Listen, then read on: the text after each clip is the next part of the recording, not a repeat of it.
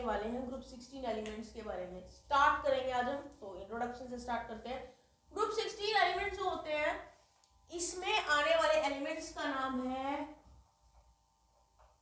Oxygen, जिसका symbol है O। फिर आता है सल्फर, जिसका सिंबल है स्मॉल s। फिर आता है सेलेनियम, जिसका सिंबल है Se। फिर आता है टेल्यूरियम, सिंबल है Te। फिर आता है पोलोनियम, जिसका सिंबल है Po। इस ग्रुप के एलिमेंट्स को बोला जाता है ऑक्सीजन फैमिली। आपको इस बात का पता ही होगा इसको ऑक्सीजन फैमिली क्यों कहते हैं, क्योंकि इस ग्रुप का फर्स्ट मेंबर ऑक्सीजन है, इसीलिए इसे ऑक्सीजन फैमिली बोला जाता है। इसके अलावा इस ग्रुप के एलिमेंट्स को बोला जाता है कैल्कोजेंस। कैल्कोजेंस क्यों बोला जाता है? कैल्कोजेंस का मतलब होता है ore forming. So these are also known as chalcogens because they are ore forming as metal ores occurs as oxides and sulphide. Oxide और सल्फाइड्स की फॉर्म में मेटल्स जो हैं अपने ओर की फॉर्म में जो है मिलते हैं, मेटलिक ऑक्साइड्स या मेटलिक सल्फाइड्स। और ऑक्सीजन भी इसी ग्रुप का, सल्फर भी इसी ग्रुप का, इसीलिए इनको ओर फॉर्मिंग जो है ग्रुप भी बोला जाता है। कैल्कोजेंस भी बोलते हैं इसको, कैल्कोजेंस। तो ये इसके नाम की बात हो गई। अब हम धीरे धीरे अब इसके और प्रॉपर्टीज पढ़ेंगे आगे। सबसे पहले हम पढ़ने वाले हैं अक्रेंस। अक्रेंस पढ़ेंगे।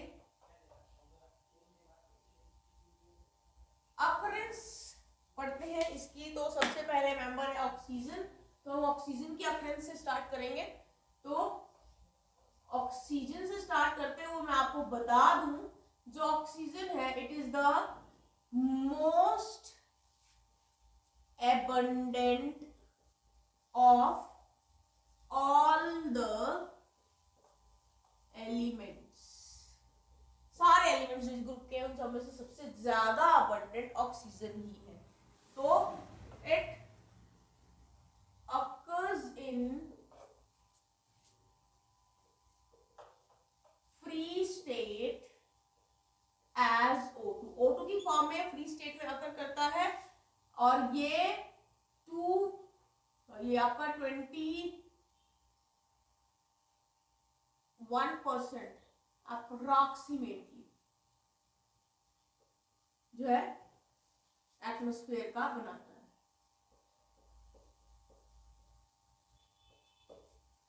उसके अलावा फ्री स्टेट में it occurs as ozone. Ozone का फॉर्मूला क्या है? O3। It is an allotrope of oxygen. तो ये ओजोन की फॉर्म में, O3 की फॉर्म में भी फ्री स्टेट में ये मिलता है। तो ये बात हो गई फ्री स्टेट की। अब हम बात करते हैं इसके बाकी फॉर्म्स की। तो it also makes up 89% by weight of water in oceans। Oceans की अगर बात करें तो ओशंस में बाय वेट 89% आपका ऑक्सीजन प्रेजेंट होता है। ये तो हो गई बात आपके ऑक्सीजन की। थोड़ी और बात कर लेते हैं। Now oxygen makes up 46.6% by weight of the earth's crust। और अर्थ क्रस्ट में मेनली occurring मेनली ये आपका कैसे करता है, mainly occurring as silicate mineral. Silicate mineral की फॉर्म में ये अकर करता है और उसमें ऑक्सीजन लगभग 46.6% बाय वेट अर्थ क्रस्ट में प्रेजेंट होता है। तो ये ऑक्सीजन की बात होगी। अब हम सेकंड बात करेंगे सल्फर की। सल्फर कैसे कैसे प्रेजेंट होता है। सल्फर जो है ऑक्सीजन के कंपैरेटिवली कम अबंडेंट है। तो मैं लिख देती हूँ, जो सल्फर है it occurs less abundantly, come abundant है ये। तो फिर जो भी है मिलता कैसे है, अबंडेंस की बात करूं अगर मैं, it is the 16th most abundant element. 16th number पे अबंडेंस के मामले में 16th नंबर पे प्रेजेंट है ये सल्फर आपका, and constitutes 0.03 to 0.1% by mass of earth crust पे ये इतना परसेंटेज बाय मास पाया जाता है। ये तो इसकी फ्री स्टेट की बात हो गई। अब हम कंबाइंड स्टेट की बात करते हैं। तो in combined state it occurs as sulphates की फॉर्म में प्रेजेंट होगा, जैसे कि आपका है जिप्सम। जिप्सम नाम सुना होगा, पीओपी बनता है जिप्सम से, छोटी क्लासेस में भी पढ़ा होगा। तो जिप्सम, इसका फॉर्मूला है CaSO4.2H2O। यहाँ पे कैल्शियम सल्फेट की फॉर्म में प्रेजेंट होता है, सल्फर प्रेजेंट है वहां पे। उसके अलावा एक और होता है सॉल्ट, इप्सम सॉल्ट।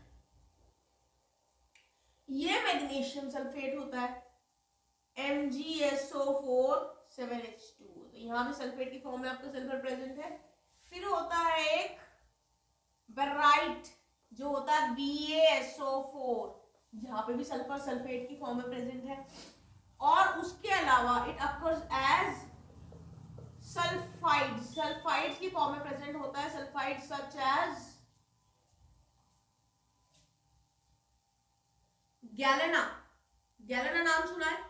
गैलेना एक और है, किसका और है, PbS, लेड का और है। उसके अलावा जिंक ब्लेंड ZnS, यहाँ सल्फाइड की फॉर्म में प्रेजेंट है। उसके अलावा कॉपर पायराइट्स में सल्फाइड की फॉर्म में प्रेजेंट है, इसका फॉर्मूला है CuFeS2, यहाँ प्रेजेंट है। उसके अलावा इन चीजों के अलावा ये और भी जगह पे प्रेजेंट होता है, जैसे कि इट occurs in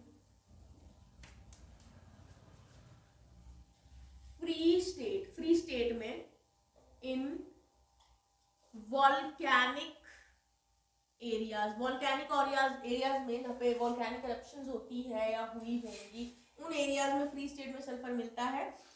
तो वॉल्केनिक एरियाज कौन से, जैसे कि इटली, जैसे कि Japan, America, Russia and Iceland. इन जगहों पे भी सल्फर, वॉल्केनिक एरियाज हैं, इन जगहों पे भी सल्फर फ्री स्टेट में मिलता है। और सोर्स बताती हूँ मैं आपको सल्फर जो है H2S में भी मिलता है, हाइड्रोजन सल्फाइड सुना होगा नाम आपने। तो another source of sulfur is H2S, जो प्रेजेंट होती है नेचुरल गैस में और क्रूड ऑयल में।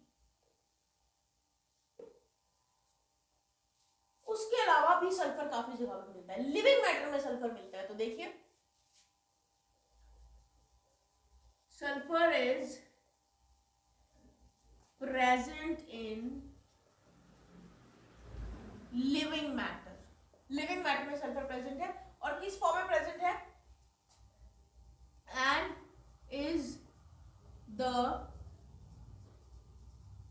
constituent of many organic compounds like egg, proteins, enzymes etc.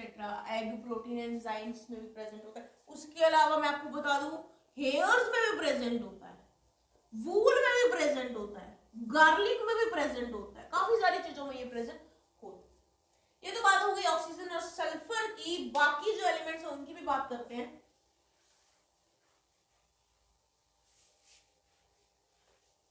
Selenium और टेल्यूरियम की अगर हम बात करें तो सेलेनियम और टेल्यूरियम जो है वो लेस अबंडेंट है, सल्फर के कंपैरेटिवली वो लेस अबंडेंट है।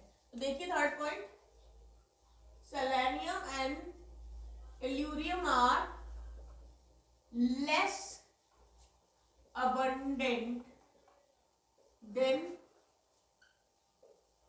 sulfur and occurs as selenides and tellurides in sulfide ores। Sulphide ores में सेलेनाइड्स और टेल्यूराइड्स की फॉर्म में ये प्रेजेंट होते हैं। तो ये हो गई अक्रेंस की बात। लास्ट वाला पोलोनियम और रेडियो एक्टिव है, बहुत ही ट्रेसेस में वो मिलता है। ये तो हमारे अक्रेंस की बात हो गई इन एलिमेंट्स की। अब हम जो नेक्स्ट पॉइंट हम डिस्कस करने वाले हैं इस ग्रुप के एलिमेंट्स के रिगार्डिंग, वो हम बात करेंगे अब इलेक्ट्रॉनिक कॉन्फ़िगरेशन की। इलेक्ट्रॉनिक कॉन्फ़िगरेशन डिस्कस करते हैं। तो इलेक्ट्रॉनिक कॉन्फ़िगरेशन जब हम डिस्कस कर ही रहे हैं तो जनरल देखिए, जनरल इलेक्ट्रॉनिक कॉन्फ़िगरेशन है इसकी ns2np4, मतलब 4 + 2 6, 16 ग्रुप एलिमेंट्स है। ऑटोनोमस शेल में 6 इलेक्ट्रॉन्स प्रेजेंट है। तो हम स्पेसिफिकली सभी की इलेक्ट्रॉनिक कॉन्फ़िगरेशन करेंगे। हम इलेक्ट्रॉनिक कॉन्फ़िगरेशन करेंगे ऑक्सीजन की जिसका एटॉमिक नंबर है 8, फिर करेंगे सल्फर की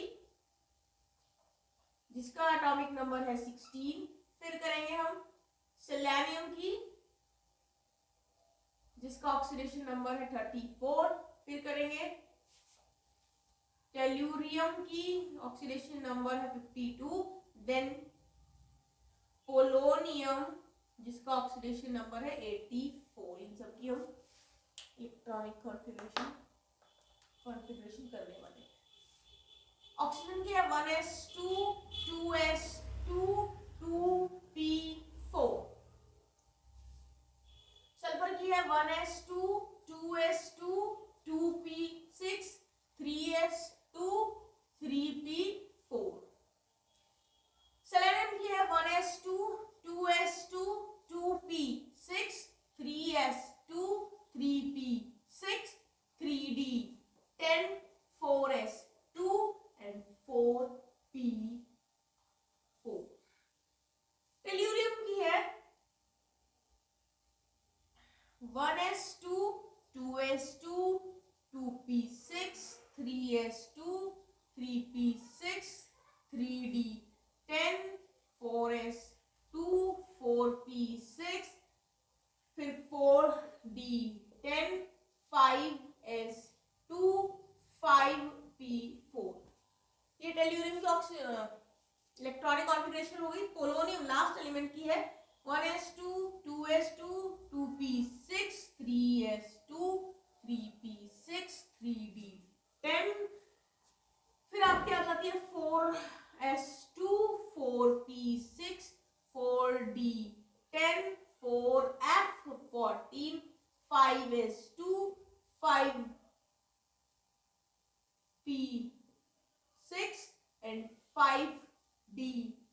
फिर 6s2 6p4। तो आप देख सकते हो नंबर ऑफ शेल्स बहुत ज्यादा इंक्रीज हो रही है as we are moving down the group. तो ये इसकी आउटर मोस्ट कॉन्फ़िगरेशन, ये इसकी, ये आउटर मोस्ट कॉन्फ़िगरेशन मैंने अंडरलाइन कर दी है इनकी। तो उसे आप देख सकते हैं जनरल कॉन्फ़िगरेशन NH2NP4 के अकॉर्डिंगली ये इनकी इलेक्ट्रॉनिक कॉन्फ़िगरेशन बन गई है। तो ये थी आपकी इलेक्ट्रॉनिक कॉन्फ़िगरेशन। और फिजिकल प्रॉपर्टीज पढ़ते हैं हम इस ग्रुप के एलिमेंट्स की। उसके लिए मुझे थोड़ा स्पेस चाहिए, so I am rubbing it off. Now we are going to discuss about the atomic and ionic radii। ये प्रॉपर्टीज हमारी जल्दी ही हो जाएंगी क्योंकि हमने ये प्रॉपर्टीज पिछले ग्रुप में भी पढ़ी थी, तो हमें इसकी इंफॉर्मेशन ऑलरेडी है। तो एटॉमिक और आयनिक रेडियस की बात करूं तो मैं कह सकती हूँ it is smaller than group 15 and increases down the group। तो एटॉमिक और आयनिक रेडियस की हम बात करें तो ग्रुप 15 से मैं कंपेयर करूंगी तो 16 के जो साइज होगा वो छोटा होगा। क्यों होगा? क्योंकि along a period electron is added in the same shell, nuclear charge बढ़ेगा, साइज घटेगा, उस वजह से। तो ये तो हो गया hence proof. Down the group increase होगा तो आपने जस्ट अभी देखी इलेक्ट्रॉनिक कॉन्फ़िगरेशन कितनी ज्यादा जो शेल्स है वो बढ़ रही है, और शेल के बढ़ने से साइज तो बढ़ना ही है, तो down the group size increase होता है। तो ये बात होगी एटॉमिक और आयनिक रेडियस की। अब हम बात करेंगे आयोनाइजेशन एंथैल्पी। आयोनाइजेशन एंथैल्पी की बात करते हैं। अब हम आयोनाइजेशन एंथैल्पी की मैं बात करूं तो यहाँ पे थोड़ा सा आपको ध्यान से सुनना पड़ेगा, तो ध्यान से सुनिएगा। आयोनाइजेशन एंथैल्पी नंबर 1 ग्रुप 16 की कैसी होनी चाहिए? क्या लगता है आपको? ज्यादा होनी चाहिए, क्योंकि अलॉन्ग अ पीरियड जब न्यूक्लियर चार्ज बढ़ रहा है तो इलेक्ट्रॉन को रिमूव करना थोड़ा डिफिकल्ट हो जाता है, ज्यादा एनर्जी चाहिए उस इलेक्ट्रॉन को रिमूव करने के लिए। तो आपको पता ही है ग्रुप 16 का साइज, एलिमेंट्स का साइज ग्रुप 15 से कम है, तो एनर्जी ज्यादा लगेगी, आयोनाइजेशन एंथैल्पी ज्यादा लगेगी इस ग्रुप के एलिमेंट्स को रिमूव करने के लिए एज कंपेयर टू ग्रुप 15। तो आप देखेंगे तो इसका साइज है स्मॉल, इसका साइज है लार्ज, तो इसमें से इलेक्ट्रॉन रिमूव करने में चाहिएगी ज्यादा एनर्जी, इसमें चाहिएगी कम एनर्जी। लेकिन लेकिन लेकिन उल्टा है। अब ये जो एक्सेप्शनल केस है क्यों है, ध्यान से देखिए। कॉन्फ़िगरेशन इसकी है NH2NP4, इसकी है NS2NP3। तो इससे तो मुझे मतलब है नहीं, मैं इसको बना देती हूँ जरा, p ऑर्बिटल को। ये p ऑर्बिटल है 1 2 3 और ये 4 1 2 3। अब जरा देखिए, ये है हाफ फिल्ड p ऑर्बिटल, और इस हाफ फिल्ड स्टेबल कॉन्फ़िगरेशन में से जब आप एक इलेक्ट्रॉन रिमूव करने की कोशिश करोगे तो एनर्जी तो ज्यादा लगेगी ही। अब आ जाइए इस पे, ये है कॉन्फ़िगरेशन जिसमें से एक इलेक्ट्रॉन रिमूव करने के बाद ये हाफ फिल्ड कॉन्फ़िगरेशन बन जाएगी, मतलब एक इलेक्ट्रॉन देने के बाद इसको मिल जाएगी स्टेबिलिटी। तो क्यों ना ये electron they they.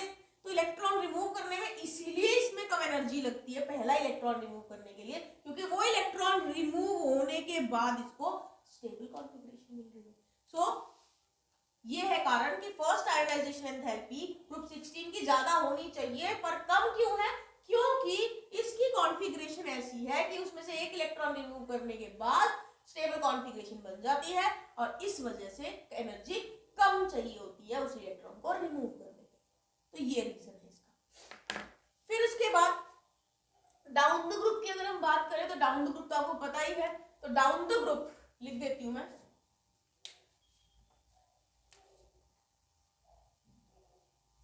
Down the group ionisation enthalpy decreases due to increase in atomic size।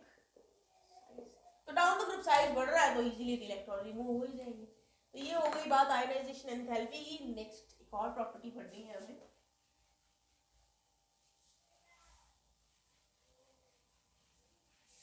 electron gain enthalpy is the next property that we are going to discuss। electron gain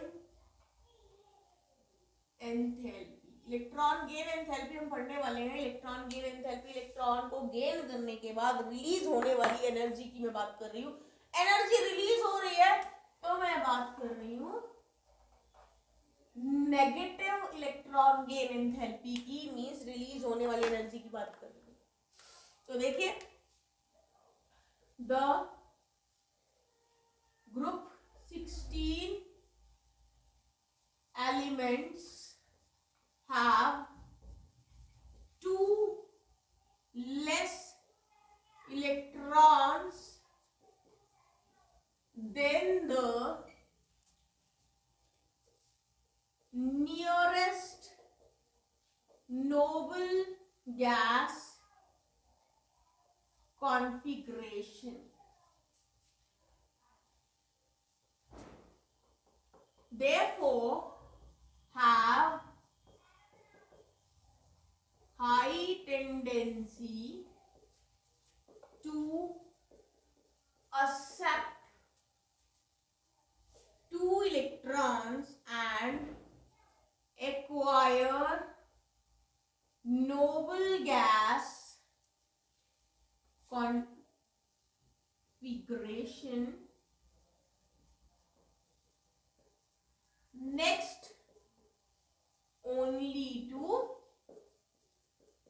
halogens। तो देखिए configuration है इनकी ns2np4। तो p orbital को fully fill होने में, मतलब कि 8 इलेक्ट्रॉन आउटर मोस्ट शेल में पूरे करने के लिए सिर्फ 2 इलेक्ट्रॉन की कमी है।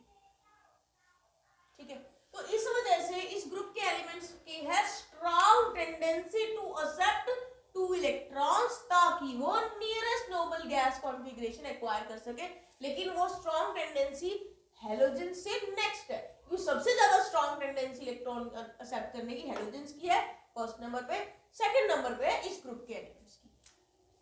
तो उसके अकॉर्डिंगली मैं आपको बता दूं, जो the electron gain enthalpy of oxygen is least negative in this group due to its small size, as a result of which the electron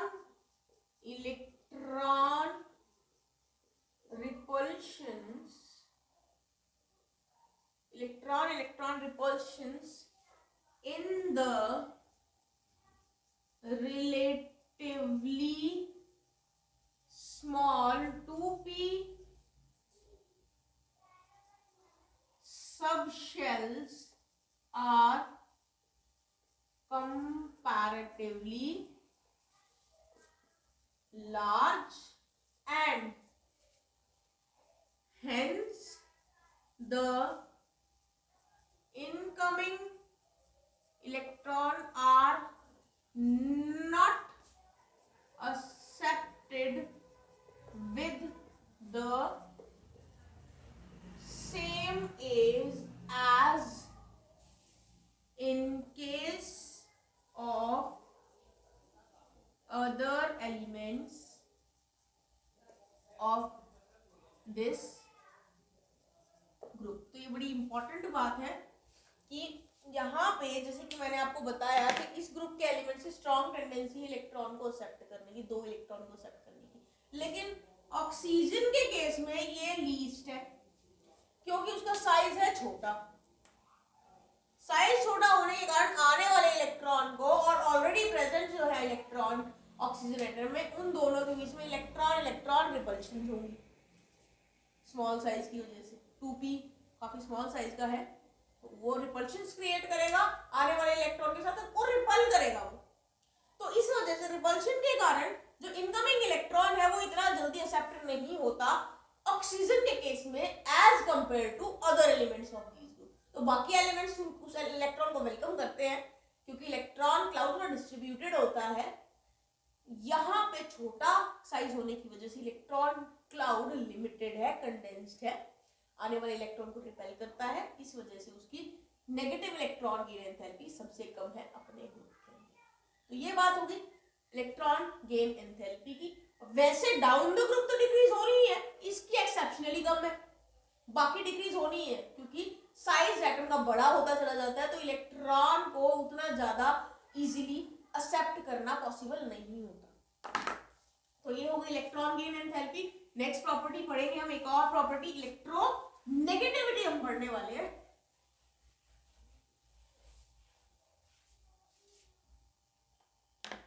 next property है electronegativity.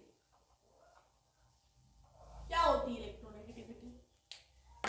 Electronegativity is the tendency of an atom to attract the shared pair of electron towards itself in a covalent bond। एक covalent bond के अंदर दो atoms होते हैं, उन दोनों में से जो ज्यादा इलेक्ट्रोनेगेटिव होगा वो शेयर्ड पेयर ऑफ इलेक्ट्रॉन को थोड़ा अपनी तरफ खिसका लेगा। मैंने कहा खिसका लेगा, वो एक्सेप्ट नहीं करेगा, थोड़ा सा अट्रैक्ट कर लेगा, वो होती है इलेक्ट्रोनेगेटिविटी। वो होती है साइज पे डिपेंड, जितना छोटा साइज एटम हो उतना ज्यादा इलेक्ट्रोनेगेटिव। तो यहाँ पे ग्रुप 16 एलिमेंट्स के अंदर have group 16 elements जो है they have higher electronegativity, बहुत हाई इलेक्ट्रोनेगेटिविटी होती है इसकी as compare to group 15। Group 15 वाले कम इलेक्ट्रोनेगेटिव होते हैं, ये ज्यादा इलेक्ट्रोनेगेटिव है। कारण क्या है? Due to the small size of group 16 elements. तो अभी मैंने बताया था आपको इलेक्ट्रोनेगेटिविटी डिपेंड करती है स्मॉल साइज पे। ग्रुप 15 का साइज थोड़ा बड़ा है, ग्रुप 16 का थोड़ा और छोटा है, तो इस वजह से ग्रुप 15 की इलेक्ट्रोनेगेटिविटी कम है और ग्रुप 16 की इलेक्ट्रोनेगेटिविटी ज्यादा है क्योंकि उसका साइज ज्यादा छोटा है, राइट। तो ये आगे इलेक्ट्रोनेगेटिविटी की बात। और एक और पॉइंट मैं आपको बता दूं, जो ऑक्सीजन है, oxygen is second most electronegative element in periodic table में दूसरे नंबर पे सबसे ज्यादा इलेक्ट्रोनेगेटिव एलिमेंट ऑक्सीजन है। पहले नंबर पे फ्लोरीन है, दूसरे नंबर पे ऑक्सीजन है, तो दूसरी पोजीशन इसने अपनी एक्वायर कर रखी है इलेक्ट्रोनेगेटिविटी की। तो ये कुछ फिजिकल प्रॉपर्टीज हो गई। कुछ और फिजिकल प्रॉपर्टीज पढ़ेंगे अब हम ग्रुप 16 एलिमेंट्स की। तो हम अब पढ़ने वाले हैं कुछ फिजिकल प्रॉपर्टीज और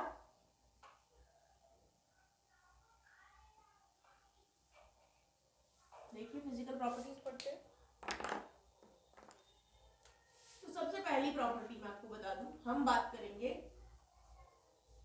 मेटेलिक और non metallic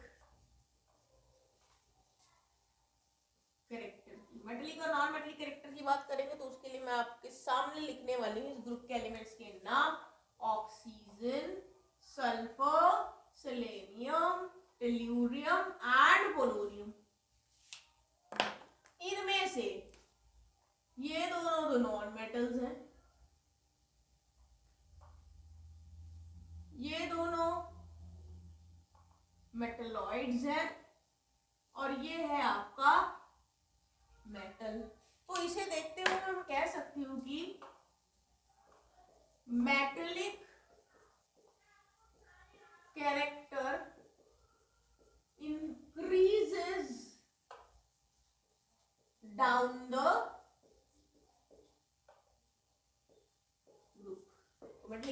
down the group इसका इंक्रीज होता है। तो ये मैंने पॉइंट आपके सामने डिस्कस कर दिया। सेकंड पॉइंट पढ़ेंगे हम melting point and boiling point. तो melting and boiling point increases down the group increase होगा। क्यों इंक्रीज होगा वो भी बता देती हूँ मैं आपको। डाउन द ग्रुप इसका साइज है वो बढ़ जाता है, तो डिस्पर्जन फोर्सेस बढ़ जाते हैं, लंडन फोर्सेस या डिस्पर्जन फोर्सेस बोलते हैं वो बढ़ जाते हैं, जिसकी वजह से मेल्टिंग पॉइंट और बॉइलिंग पॉइंट इंक्रीज हो जाता है। थर्ड पॉइंट डिस्कस करते हैं। थर्ड पॉइंट में मैं आपको बताऊंगी इसकी एलिमेंटल स्टेट के बारे में। एलिमेंटल स्टेट के बारे में बताऊं तो जो ऑक्सीजन है, oxygen exists as diatomic form, diatomic gas की फॉर्म में एग्जिस्ट करता है at room temperature and others कौन से, sulphur, selenium, tellurium, others exists as octa atomic solids। तो ये तो मैंने एलिमेंटल स्टेट बताई है आपको, रूम टेम्परेचर पे बताई है। रूम टेम्परेचर में ऑक्सीजन O2 डायटोमिक गैस की फॉर्म में प्रेजेंट होता है, बाकी सारे S8, Se8, Pe8 ये ऑक्टा एटॉमिक सॉलिड्स की फॉर्म में ये प्रेजेंट होते हैं। जो पोलोनियम है वो मेटल है, तो मेटल की फॉर्म में एग्जिस्ट करता है जो है, तो वो इस तरह की पॉलीएटॉमिक फॉर्म में एग्जिस्ट नहीं करता। हाँ, ओजोन के बारे में बता दूं, ओजोन जो है O3 जो एलोट्रॉपिक फॉर्म है ऑक्सीजन की, वो रूम टेम्परेचर पे नहीं है, तो इसलिए मैंने यहाँ पे उसको डिस्कस नहीं किया है। फोर्थ पॉइंट देखिए, फोर्थ पॉइंट में मल्टीपल बॉन्डिंग की बात करें। ऑक्सीजन जो है पी पाई बॉन्डिंग करता है। क्यों करता है पी पाई? क्योंकि इसके पास पी ऑर्बिटल है, डी तो है ही नहीं, तो इसलिए पी पाई बॉन्डिंग करता है oxygen.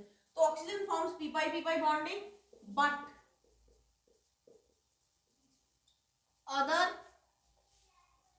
Elements possesses d orbital and hence they form p pi d pi multiple bonding. बाकियों के पास क्या है, d ऑर्बिटल भी है, तो इसीलिए वो d पाई p पाई बॉन्डिंग बना लेते हैं, बॉन्डिंग कर लेते हैं, मल्टीपल बॉन्डिंग। ऑक्सीजन नहीं कर पाता क्योंकि इसके पास d ऑर्बिटल नहीं है। फिफ्थ प्रॉपर्टी देखते हैं, catenation. Now due to stronger SS bond as compared to OO bond, sulfur has strong tendency for catenation. Catenation करने के लिए जो एक सिंगल बॉन्ड बन रहा है, जैसे कि SS है या OO है, वो सिंगल बॉन्ड स्ट्रांग होना चाहिए। अब ऑक्सीजन का सिंगल बॉन्ड स्ट्रांग है नहीं, क्योंकि इलेक्ट्रॉन की रिपल्शन के कारण वो टूट जाएगा, तो OO सिंगल बॉन्ड स्ट्रांग नहीं है। SS सिंगल बॉन्ड ज्यादा स्ट्रांग है, तो इसलिए SS सिंगल बॉन्ड के स्ट्रांग होने की वजह से सल्फर में ज्यादा टेंडेंसी है कैटेनेशन शो करने की, और ऑक्सीजन में कम टेंडेंसी। ये हो गई कैटेनेशन की बात। सिक्स्थ पॉइंट और लास्ट पॉइंट हम डिस्कस करेंगे एलोट्रॉपी। एलोट्रॉपी की बात की जाए तो ऑल एलिमेंट्स, सारे के सारे elements of this group show allotropy. सभी के सभी एलोट्रॉपी शो करते हैं। जैसे ऑक्सीजन 2 एलोट्रॉपिक फॉर्म में प्रेजेंट होता है, एक O2 ऑक्सीजन डायटोमिक फॉर्म है, एक O3 ओजोन वो 3 ट्राइएटॉमिक फॉर्म है। तो इसी तरह से बाकी के एलिमेंट्स भी एलोट्रॉपी शो करते हैं, जो हम आगे वाली वीडियोस में कवर अप करेंगे। So these were the information regarding the physical properties and a few more topics of group 16 elements. Upcoming videos में हम इसकी केमिकल प्रॉपर्टीज